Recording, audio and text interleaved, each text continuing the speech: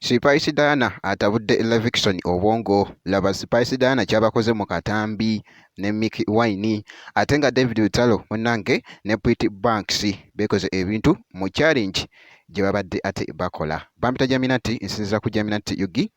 Ngenda kusaba video jimpe like obeera nga tonnaba kati ngenda kubeera nga nkutandisaawo n'akatambi ka Spice Diana kosate ne Levickson munnange.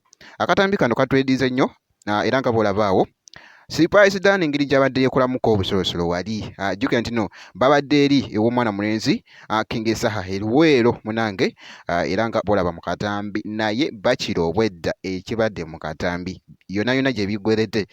Levickson atabuddwa agambye bannange Spice Diana nno oba ayagala kunkola ki? Spice Diana ayagala kunkola ki esayidi eno era nga bw'olaba mu katambi awo kasooka nkweko katambi kano ate naawe olabe nga bwe kibadde.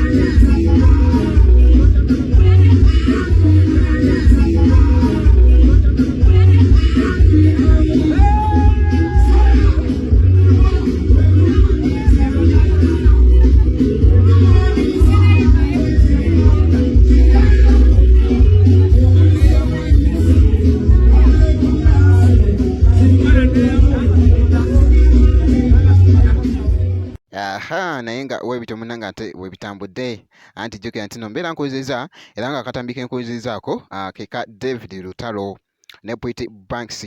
Olunaku olwaliro ncekinzeko ku David Lutalo kosate ne mwana mwite wali Pretty Banks munnange babadde bakola challenge era nga nabo bali mu getingamuko crazy katono nnyo era nga bw'olaba munnange mu katambi buli timu mwana gwetalo byonna bikola nga notafalo njagala lave labikako mulo oluyimba munnange ate olwa Pretty Banks luyite weewaawo ate wali kibadde kitambuya ddala bulungi nnyo okukamulako obumazi era nga bw'olaba mu katambi ako David Lutalo munnange naye taggwayo mwana mulenzi David Lutalo ate beeguddeko wali ate ne Pretty Banks munnange era nga bw'olaba mu katambi naye nga bwekyo munnange ate wekitambudde making sure nti no osubscribinga obeera nga tonnaba video osobola ogimpera like n'okusubscribinga nakyo kibeera kitambuya ddala bulungi nnyo.